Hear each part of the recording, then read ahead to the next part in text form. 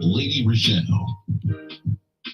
Hello. Welcome to Warriors Talk with author and founder Lady ReShell, where we move away from awareness towards action. It's Health and Wellness Monday, and our topic for today is what you need to know before you start chemo. We are live on Intellectual Radio. We just heard from the Drive FI with Roman.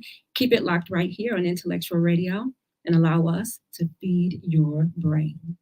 In the last episode of Warriors Talk, Marshall Harris and I discussed becoming a cancer boss. You can head over to YouTube and type in Intellectual Radio. Stay connected for any episodes you may have missed. The quote of the day is, "You are allowed to scream, you are allowed to cry, but do not give up." Here is your trending topic for today. According to the Washington Associated Press, President Joe Biden has unveiled a long awaited proposal for changes at the U.S. Supreme Court, calling on Congress to establish terms, limited, and enforceable ethic codes for the court's 9 justices. He also is pressing lawmakers to ratify a constitutional amendment limiting presidential immunity. The White House on Monday details the contours of Biden's court proposal, one that appears to have little chance of being approved by a closely divided Congress with 99 days to go before the election. Still, Democrats hope its focus on voters as they consider their choices in this tight election. The Democrats' nominee, Vice President Kamala Harris, who has sought to frame her race against Republican ex-President Donald Trump, is a choice between freedom and chaos. He said court fairness has been called into questions following recent decisions. The White House is looking to tap into the growing outrage among Democrats about the courts, which is a 6-3 majority issuing opinions that overturned the landmark decision on abortion rights and the federal regulatory powers that stood for decades.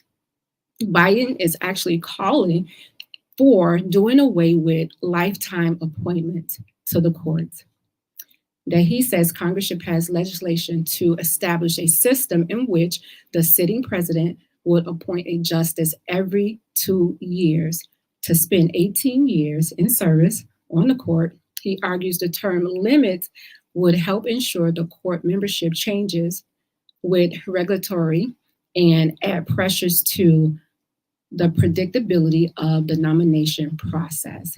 He also wants Congress to pass legislation to establish a court code of ethics that would require justices to disclose gifts, refrain from public political activity, and refuse themselves from cases in which they or their spouses have financial or other conflicts of interest.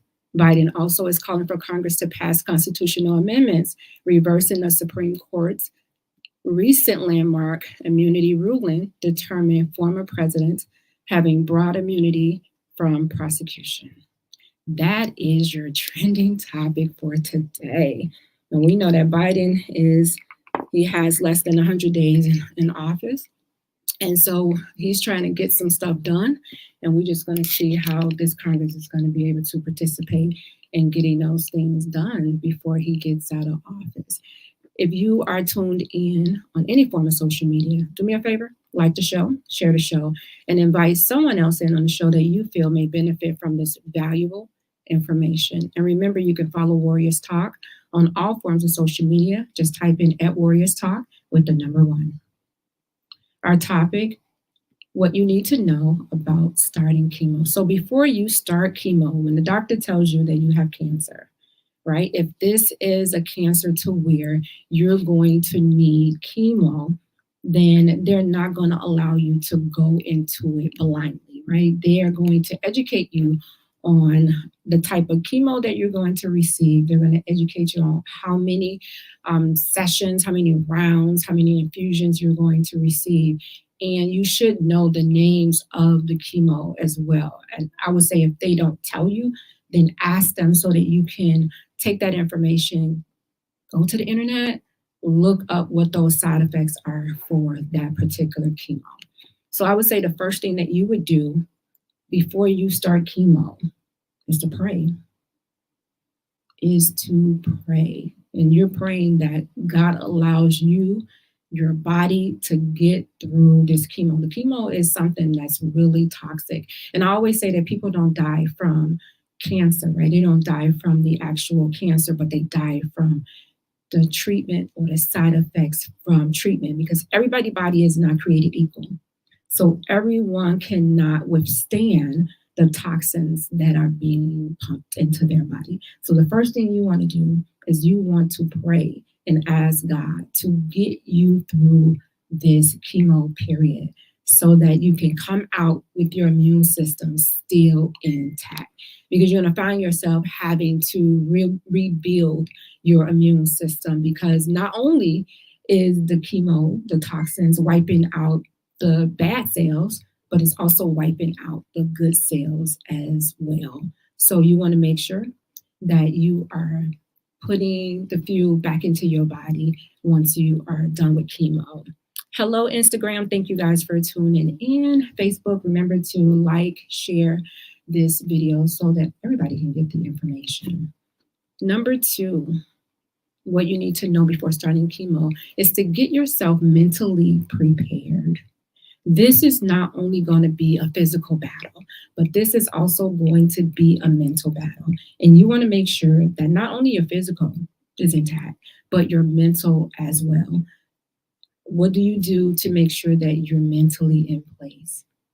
First of all, you're going to have to make sure that you are seeing a therapist, going to a counselor.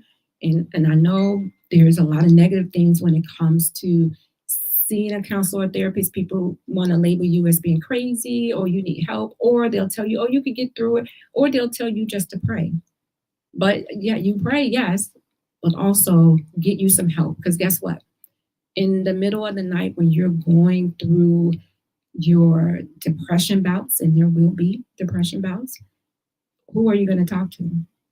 You may not be able to pick up a phone and call a friend. So in that case, you're going to pray. Or hopefully you have had a session with a therapist or a counselor to where you can recall that session and bring you back on track. Don't rule out getting help mentally. Why? Because you're going to need it just as well as the physical. Just as well as you're trying to heal that physical, your mental is going to have to be healed. You can't do it. It goes hand in hand. There's no healing the mental without the physical. Something is going to lag, or something is going to be imbalanced. And you want to make sure that if you're healing all the way around, not just in the physical. Hey, Chiquina. Not just in the physical. So just make sure that you ask your doctor, because sometimes they may not say, do you want to see a counselor? Are you having any issues, any thoughts about depression or suicide? I mean, people with cancer have committed suicide because they don't want to go through chemo. They figure like the cancer gonna take me out anyway, so I might as well just take myself out. You need to talk to somebody. I encourage you to talk to somebody, and talking to somebody doesn't always mean talking to your mom or talking to your sister. Sometimes you need some professional help in order for you to get through this. Your mind has to be intact. So before you go through chemo, what they're going to do is they're going to want to put a port inside of you.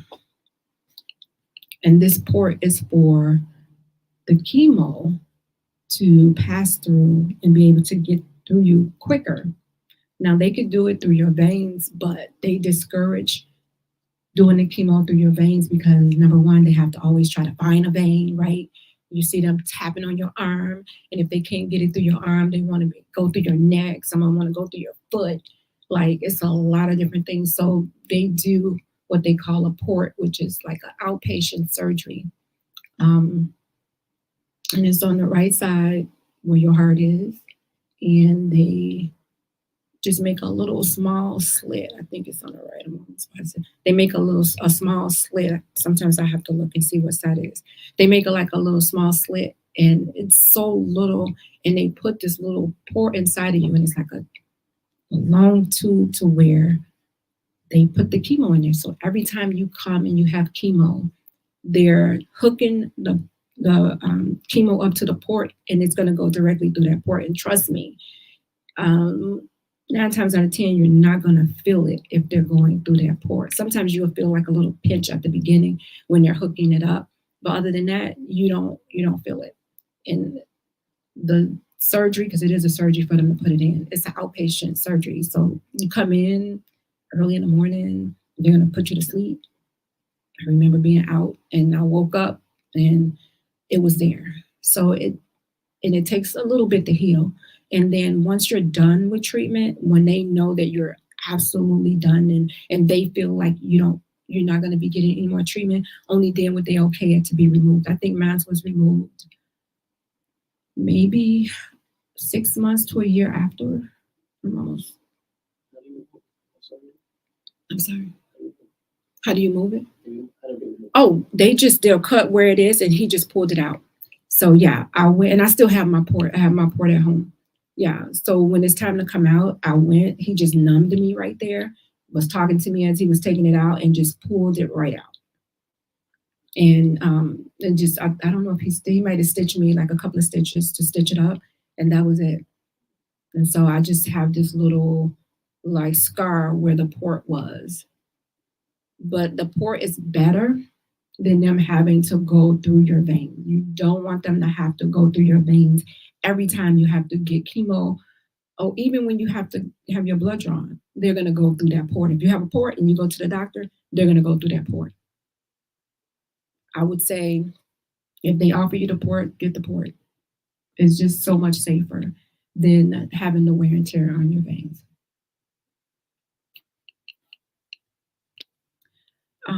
She said, amen.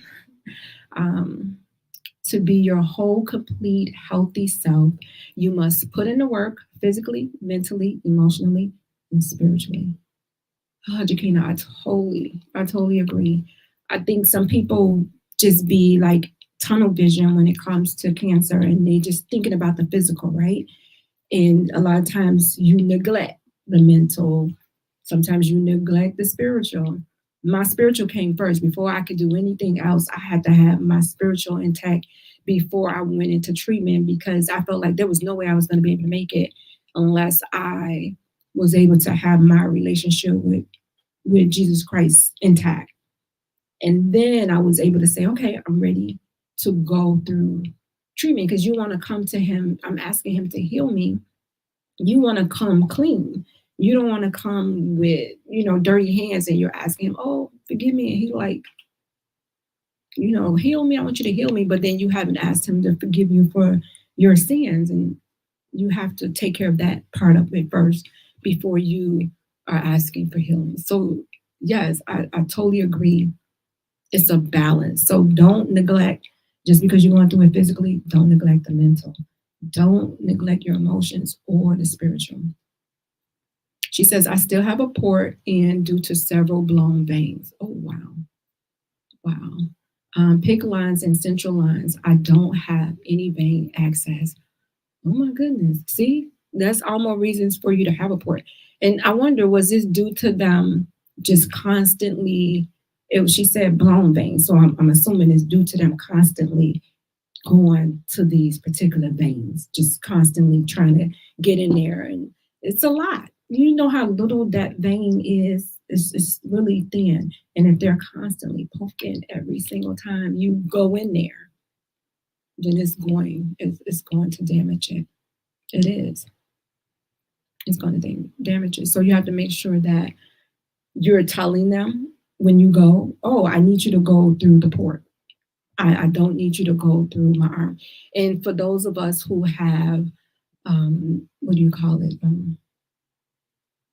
Where you can't, it's not neuropathy. I want to say neuropathy, but neuropathy is the opposite of it, where you can't, where you remove the lymph nodes from lymphedema. I forget that, lymphedema. So for those of us who have lymphedema, we cannot, like my right arm, I cannot get the blood drawn, or I can't get the blood pressure taken in my right arm. So if they try, which I should wear a band, one of those little medical alert bands. So if something happens to where I can't tell them, then they know not to go through their arm, because A lot of times they'll be the first that they want to go through that arm, and you're like, no, you can't go through this arm. And they're like, why? It's because, oh, I have lymphedema in this arm, so I don't want you to go through this arm. And they would try. They would try to go through it, and then um, since they never went through my arm, but I was told that it would actually swell up, and it'll make it worse. And this arm swells up.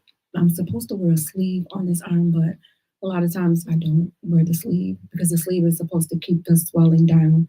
But sometimes it's just depending on the clothes that I'm wearing, I can't even get the sleeve on. So when you're shopping, you have to make sure you're buying clothes that's not going to be tight on the arm so that when you're putting on that sleeve, you'll be able to breathe. Like if I'm flying or something, I'll put the sleeve on so that it won't swell while I'm flying. Or if I'm doing something that causes me to use my arm a lot, I'll put it on. Yeah, so you just have to make sure that you're telling them what the deal is about your arm. Jaquina said, make sure every time they have access to your port, they administer heparin to prevent infection.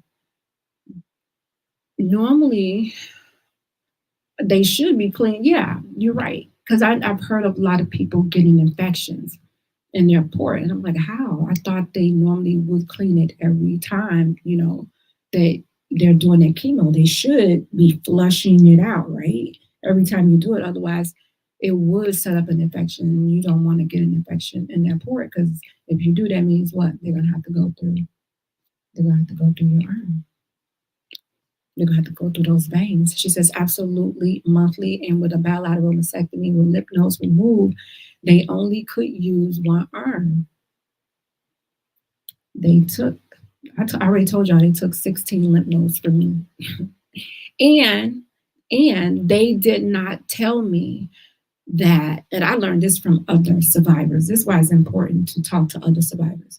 They didn't tell me that we're taking these 16 lymph nodes out and you may develop or you will develop lymphedema, and you should be wearing a sleeve or you should be going to get some type of physical therapy for the lymphedema or whatever. No, they never mentioned any of that.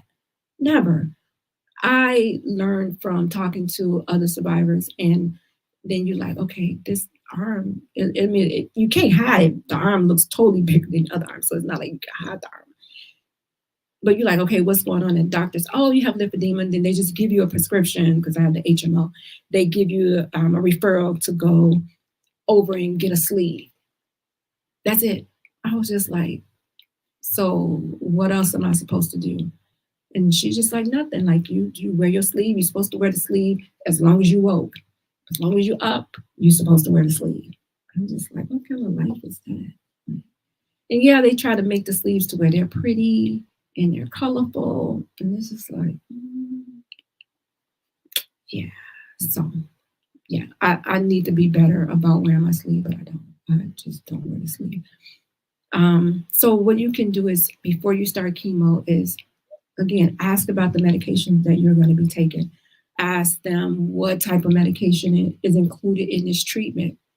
How much of the medication do I have to take? How is this medication going to kill cancer? What side effects am I going to encounter with this? How am I going to feel after I take this medicine? How should I cope with it? Who do I call if I have any issues from the side effects from this medicine? How soon should I call? And for everybody, it's different, right? So depending on, how many rounds of infusion you're going to get. Normally the rounds, it's normally like 12 rounds. Some people have more. I had 16 rounds. So just depends on, again, the type of cancer, the stage of the cancer, how, other things involved. So don't compare if somebody is getting 12 infusions and you're getting 16 infusions. So I know I did mine every Friday from February to the end of June. And I would come in at 9:00 and I would leave there at 1.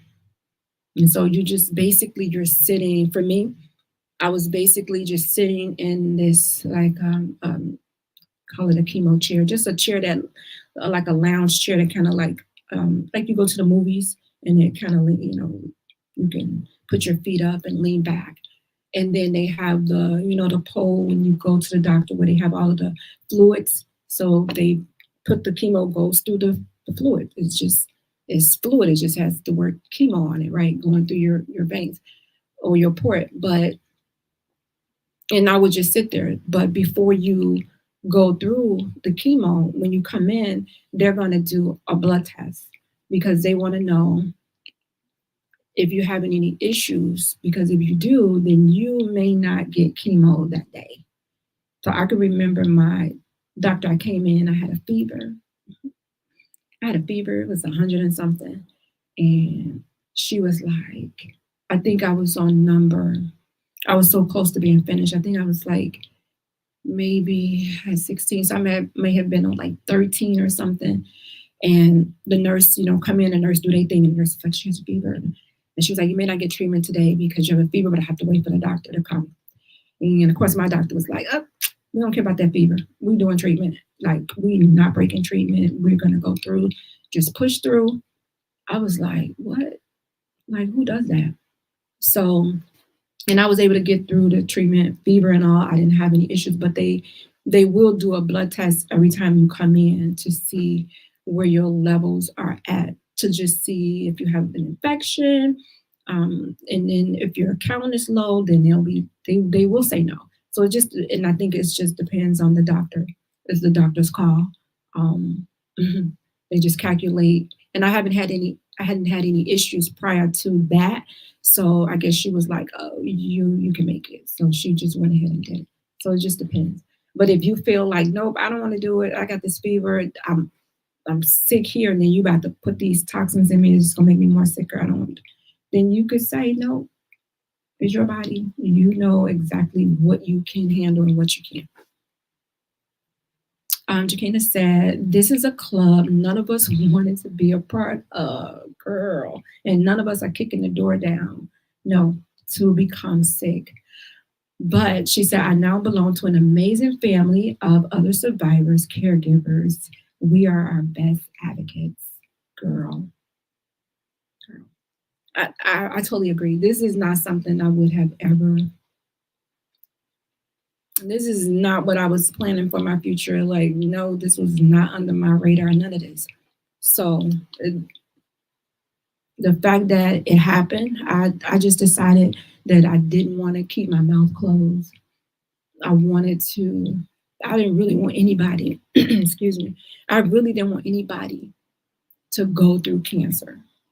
So if I could say, help, advocate in any kind of way to get people to move towards action. Yeah, we're aware. We are aware all day, but if you don't do anything, if you don't take action, before, because with cancer they say early detection is key, and yeah, early detection is key. But early detection means you have cancer. It's just caught early. Doesn't mean that you're not going to have all of the issues that somebody has that's a stage 4. You still may have some issues. That cancer still has a chance of coming back because you have that cancer diagnosis. I'm waiting on them to say prevent. They always say decrease risk, but they never say totally prevent when it comes to breast cancer. It's just they always push early detection. And yes, early detection is important. It's important because the earlier you catch it, the less treatment hopefully you would have to have, right? The less maybe surgery. You may not have to do all of the normal standard treatments that they have. So yes, early detection is key. So I don't rule it out, but I wish that we could say something more than just when it comes to that early detection. Jakina said there is a side effect to everything. Everything, okay? everything, everything. So before you even do the chemo, before they even hook the tubes up to the port for the chemo to drip in you, you have to take, I think I have to take at least 7 pills. Some of it is for nausea, so prevent you from being nauseated. Um, but you have 7 different pills. Well, for me, you're going to have medicine that you have to take before you do the chemo, just to kind of protect you from what's happening. And I'm just like, how is this happen? How is this helping me? And this is why to this day I don't take no medicine. When I say I don't take no pills, nothing, nothing. That was enough for me. That was enough for me. I was just wondering, how is all of this going to help me? How is none of this interacting with each other? That was a lot. So you have to take the medicine first, the post chemo medicine. Sometimes you have to take it before your chemo appointment and maybe the day before. Or sometimes they'll have you take it when you get there and then you wait a little bit and then they give you the medicine. And it's to keep you sometimes from being sick from the chemo, right? I never was nauseated from the medicine. I never vomited or anything like that. The main thing that I really had from the chemo, and this may sound gross, but I was constipated. And they wanted to give me something for the constipation. I was just like, no, I'm just gonna do it naturally, fruits, vegetables, water. I'm not about to take anything else. And that was my main thing that I was like, what is going on here? So, but I mean, everybody's different. Everybody has different things that they go through when it comes to chemo. So, and if you're going through any of that, you just let your doctor know, and they will make sure that they give you something for it, of course. And I would say going through chemo would be the time to take whatever, right? Because I mean, your body is already, your immune system is already shot from them wiping out these cells. So if you're going to take anything at that point, that would be the time to take it if you're going through chemo. Jaquina says every pill, every surgery, side effects to treat something to save my life, but oh God, but breaking down something else in your body that may not show up until years later. This is what's happening in her case 10 years later. And I know this to be true because I've heard it from other cancer survivors, thrivers, right? Yeah, they give you this and you like, oh, sometimes it just be to put a Band-Aid on something and it's really not helping. But then you thinking, okay, yeah, that helped me. And then 10 years later, you like, you need your heart is failing. Oh, your kidneys are failing. Oh, and you just like, what? Your lungs are failing. What's going on? Oh, well, you remember the medicine that you took that was one of the side effects too. So sometimes cancer side effects don't happen right away. These are the long-term side effects to cancer. The short term would be you losing your hair, you losing the weight, that little stuff, right? Those are the immediate side effect that comes when you take the chemo. But the long-term effects may not show up in your body until 10 years later. And now here you are dealing with this for something that you was taking that you thought was helping, that they told you was helping. And then later it's causing issues in the quality of your life that you have. That's important. And with cancer survivors, one of the things that's really important is the quality of life. Because of everything that you go through and you come out, and yeah, you want to come out as whole as possible, right? With all your parts if you can. And if you can't, most of them. But you want to be able to live a normal quality of life to where you feel normal and to where you feel whole. And then here 10 years later, they telling you something else is wrong. You're just like, we have to lose him. So those are the things that you take before treatment. So before you get any type of treatment, they should be educating you on what's going on, right? Normally, I think I watched a video. I watched a video about what was going to happen, the chemo, how they was going to hook everything up, um, how long the session was going to take. So they normally, that's how I did it. They normally maybe have you watch a video, maybe somebody's telling you about it so that you will know what's happening. So there should be some type of education piece that happens before you have your first chemo appointment, right? So it will be after the port and all of that. Before you even have your first chemo appointment, you should be having some type of education. Now, they should do it before the first appointment. And some may do that. They shouldn't have you coming in, watching a video, and then you getting the chemo. Because you need time to process this stuff. You need time to be like, okay, wait a minute. Now, for me, I feel like God was really strategic. There you go. Strategic when it came to my situation, because I had a chance to sit with my sister who passed away from cancer 3 years earlier in her one and only chemo appointment. So I got a chance to see what the setup looks like. But I never thought that I would be sitting in that same setup, but I got to see it.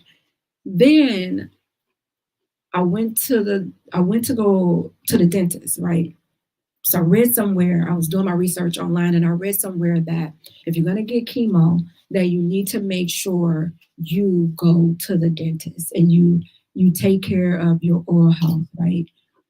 And so I went to the dentist, and my dentist, I told him, I said, hey, I was diagnosed with breast cancer, and I want to make sure, my oral health is right, because I know that you can't get any infections while you're going through treatment. He was like, okay. And he was like, you need 3 teeth to be pulled. I was like, what? I didn't come here for this.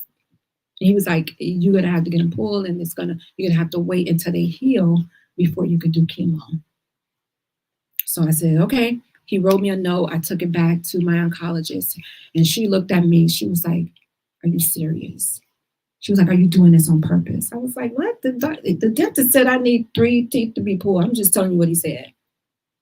And so that gave me like a little break. And I believe this was God kind of like just easing me into it, right? Giving me time to process this thing. Okay, I know I got to do this chemo. At that point, I was like, Jesus, can you like Jesus was when he was, in the garden, he was like, Lord, can you move this cup? If you move this, that was me, not to compare myself with Jesus, but I'm like, if you can move it, you can move this cup for me. If you can move this, then I would rather for you to do it that way than have me go through this toxic being dripped into my body. Okay, Jesus had to go on the cross.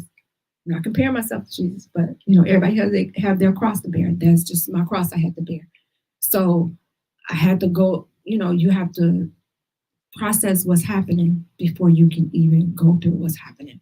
So he kind of set me up to see what was happening. So when I went, I had a chance to see my setup of chemo, because when I got there, they were ready for me to do chemo. And I was like, nope, my dentist said I can't. I have to wait 3 weeks. And she was like, okay, I'll see you in 3 weeks. I was like, okay. So I went home, got myself prepared, just trying to get my body and my mind prepared for what was happening. Showed up that first day, me and my mom, I was ready. And one of the things that I was kind of nervous about is because you don't know if the toxins are going to start happening right there. Like you're going to be able to feel it happening, what's happening. So you don't know. So I didn't feel the first treatment. I felt nothing. Me and my mom went to eat. After every last one of my chemo appointments, we went to eat. Whoever was there with me, our routine was to go eat. And then that night, because I did it on Fridays, that night, I would go home and rest up, and then I would go dance, because I'm a house head. So I would go dance, and that was my stress reliever. I would do it every Friday after every treatment, right? No matter how I felt, I don't care how fatigued I was. That's exactly what I did. And I could just remember my siblings and everybody calling my mom, like, is she okay? Like, what's going on? My mom's like, oh, we're eating. We're out to eat. They like, what? Or we at the mall. They just like, huh? How's she at the mall? So I would encourage you that if you're going through cancer and treatment, if you're able to get up and move, if you're able to get up and walk, and I'm not saying do a full workout, but if you're able to move, and walking is just the easiest, best, most beneficial exercise that you can do, then do that. Walk. You can walk at your own pace, but you have to walk. You have to be able to keep your body moving even through the chemo because it's so toxic. But when you're exercising, when you're walking, it releases something in your body that help heals those cells. So walking is so important. I would say make sure that you are asking your medical team questions, right? So if you have any questions about anything, any medicine, any side effects, just anything pertaining to your health and cancer treatment, don't be shy. This is a chance for you to ask everything. Get educated about what's going on and what's going into your body. This is not time to be shy. I would say always have I call it a chemo buddy, right? A chemo buddy with you. Never go to your chemo appointments by yourself. Don't. No, you need some type of support there with you just to get your mind off of what's happening. A lot of times they're there to encourage you to, you may have something that you're listening to or something that you're reading or whatever, but just the fact that you have somebody else there with you, supporting you. When I was there, sometimes I would see people by themselves, and I'm just like, how? Why are you here by yourself? And I always laugh and say my mom went to all of my chemo appointments except for my last one because she thought I wasn't going to show up. So she showed up to make sure I showed up. And I'm just like, oh, really? So have someone there with you that's going to hold you accountable. And you may want to, they have organizations out here that will even pay for Ubers for individuals who are going through treatment. So if you don't feel like driving, they would take you to and from treatment, or have someone to pick you up and take you because you may not feel like driving. Like, don't try to be, oh, I'm this superwoman. No, let somebody else do that. Although I did drive to my appointments, but don't do that. You don't have to. Just get somebody else to do it. That's just one less thing that you have to do. Believe me, your support system, they love you. They want to do it. So get somebody else to do it. My Leah says battle buddy sacks are a great support and encouragement for those going through chemo as well. So I created battle buddy sacks, and the battle buddy sacks, which I have about 15 of them at home that I need to take to the cancer treatment center right now. But Battle Buddy Sacks is something that I created for individuals that are going through cancer. And I donate them to individuals who are going through. And I take some of them to the cancer treatment center so they can hand them out to individuals who are going through cancer. And so when you're donating to Warriors Talk, part of that money is going towards me buying the supplies, whatever it is that I'm putting in the Battle Buddy sack. And I try to not to make these little cheap sacks. That I want it to be stuff that they can use. So it could be a blanket. I put these spiritual coloring books in there. So when you're at the chemo appointment, you can color. It could be lotion. It could be stuff for your face, stuff for your lips. Like, it's different. Some earrings. Lisa Adams donated earrings. It's different things that you can put. Wanda B, she donated lotion for my Battle Buddy sack. So there is different things that I put in the sack that individuals can use while they're in treatment, right? I put books in the sack so that they can have something to keep them entertained. A lot of times I put lemon heads in the sack because lemon heads is like when you're going through chemo, it kind of takes that taste out of your mouth.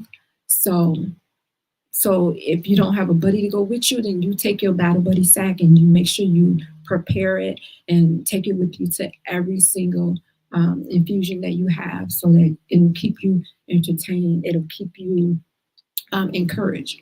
So don't go by yourself, right? Please take somebody with you when you go into treatment. It's important to allow people to help you get through it. Make sure you tell your employer what you're going through so that you can plan your days off without stress, right? You should be able to whatever paperwork you have to fill out at work in order for you to be off work. Thankfully, my coworkers was donating me time, right? I had one supervisor, well, he was a director. He donated me a week of his time so that I would make sure I had time to be off. I had another employee donate me a week. Like, you know, people will do that. I don't know if your job allows it, but people were able to donate me time just so that I could be off. And when I say I miss no money, absolutely zero money going through my cancer treatment. Thank God.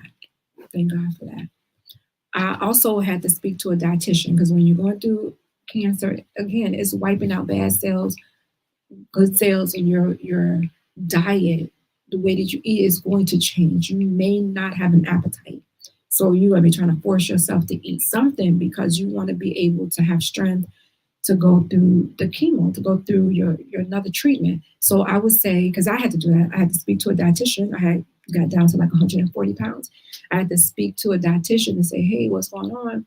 You know, I'm trying to eat. What should I eat?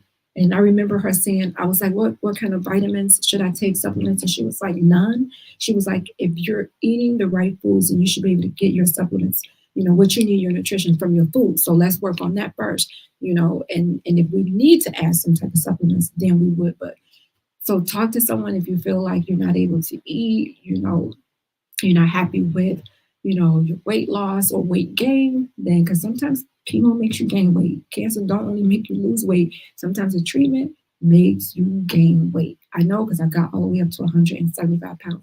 So, you know, sometimes you have to speak to the dietitian about losing weight as well. I encourage everybody, if you're going through cancer treatment, to record everything, right? From when you get diagnosed, write down everything from the side effects that you might have. Record your every infusion that you go, record, write in a journal, make sure so you could go back and look at those things. A lot of people was telling me that they journaled while they was going through cancer, and then after cancer they was thinking about writing a book. Well, guess what? They was journaling all that time. They had enough for a book. So you just never know what you're gonna do with that information. So I would encourage you, even if you're journaling for yourself, even if you're doing videos for yourself or pictures for yourself or your family, like do that so that you can look back 5, 10 years from now and see, you know, what a difference your life is and what you've been through. Sometimes you don't know what a warrior you are until you go back and like, oh, I did that. I did that. I did that. Make sure you understand what the plan of action is. So I remember my doctor writing down what my plan of action was. And on that plan, it says to cure cancer, right? It didn't say to treat. It didn't say, it said to cure cancer. And I was like, ooh, why should you put that on there? But okay, I'm going to go with that. I'm going to go with that plan. So make sure you know and you understand what the plan is. Why am I doing 16 rounds of chemo? Why do I have to have radiation? Why do I have to have surgery? Like, try to understand what is this. A lot of times they're going off your diagnosis, they're going off your stage, they're going off your grade, and they meet, and normally they're giving you what the standard of care is for that. And if you don't agree with it, then you should open your mouth and say, hey, I want to try this. And don't forget about clinical trials, right? A lot of times we forget about clinical trials. I would say go to clinicaltrial.gov and look for clinical trials that may benefit you, and it may be different from the medicine that you're taking. A lot of times with clinical trials, you're monitored more closely, you know, because it's a trial and they want to know if this medicine is working. So, and if you're having any type of side effects, they're going to tend to it right away. So don't rule out clinical trials when it comes to cancer treatment. It's one of the things that a lot of people's lives have been prolonged because of clinical trials. I would say when you're going through cancer treatment, the one thing you want to do is stay hydrated. You want to be able to flush out those toxins and make sure that you're replenishing yourself so when you go to the next session. And so I would do my chemo every Friday. And then, so I would take off work that Friday, and then I would have the weekend to kind of like rest up and then go to work Monday through Thursday. So you want to be able to make sure that you're hydrating yourself, you're flushing it out, even with your food as well, right? You try, it's kind of hard to try to build up the immune system when next week you're going to go and flush it out. But you want to be able to feel good in the process until you go back to the doctor. I'm telling you, water is going to be your best friend. Going to be your best friend. Self care is important while you're going through. Don't neglect. You may not be able to get your nails done. You may not have any hair, but go and get a wig. They have so many different wigs out here that you can wear if that's what you want. Some people may not want a wig, then you may want to rock your bald head. I said, if you got the head shape for it, then yes, do that. Some people may want to do scarves and hats, do that. I would say if you know that the chemo is going to take your hair out, then take control of it and cut it before it starts coming out. Invite all your friends and family over and have a shaving party. Let them take turns in shaving parts of your hair off. Like just include them in on it. Don't sit there and week after week you trying to hold on to this little hair and you waking up and there's clumps of hair in the bed. Don't do that to yourself. Don't do that. I didn't do that. I called my girlfriend that does hair and I said, hey, I need you to shave me. And she gave me the runaround for a couple of weeks. And then one day I just called her and I'm like, what you doing? She was like, nothing. I'm like, you at home? She was like, yep. I was like, open the door. I'm at the door. And she's like, what? I was like, yep, I need my hair shaved. It was emotional for both of us because we've been friends like 30 something years. But I couldn't think of anybody else doing that but her. And it made her feel like she was a part of the journey. So take control of that. If it's going to fall out, take control and just get it off. Get it off. Don't be afraid to ask for help. Sometimes we, again, move that S off your chest and ask for help. This is one time that nobody should, look at you funny or make you feel any type of way because you're asking for help. Allow people to help you. Allow them to help you. Accept the help. And then remember to rest, relax, and recover is going to be so important for you in your healing process that you get the rest that you need. You guys, I hope that you have enjoyed this topic. Share it with someone that you know that may be going through chemo or getting ready to go through chemo so that they'll be able to go through chemo with like a boss. We talked about being a boss last week on Warriors Talk. Cancer is not a punk, and so you're going to have to take charge. Take charge of cancer. You guys, Warriors Talk is always looking for individuals to be a guest on Warriors Talk. If that is you and you want to share your journey, then make sure you inbox me and let me know that you are ready to share. Thank you to our sponsor, Gloria Dotson with Mary Kay. She's catering to all of your beauty needs from head to toe. You can go to marykay.com/GDOTSON and let her know that Warriors Talk sent you.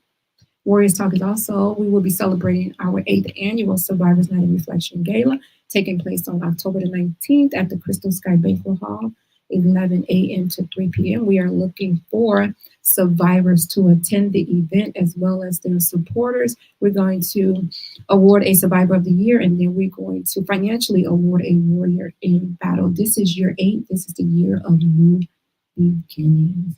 You guys don't go anywhere. We are on Intellectual Radio, and coming up next is Pillow Talk with God. And I will leave you with these words of wisdom. Cancer is only going to be a chapter in your story. It is not the whole book. Thank you, my Leah, for tuning in. You guys, join me next Monday right here on Intellectual Radio at 6 p.m. As always, thank you for tuning in to Warriors Talk with author and founder Lady ReShell, where we are changing lives one warrior at a time. Thank you for listening to this week's edition of Warriors Talk with Lady ReShell.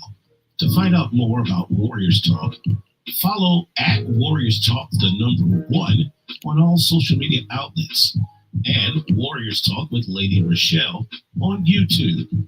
Please join us next week and every Monday evening at 6 p.m. Central Standard Time on intellectualradio.com for Warriors Talk with Lady ReShell, where we encourage, educate, and empower you into action.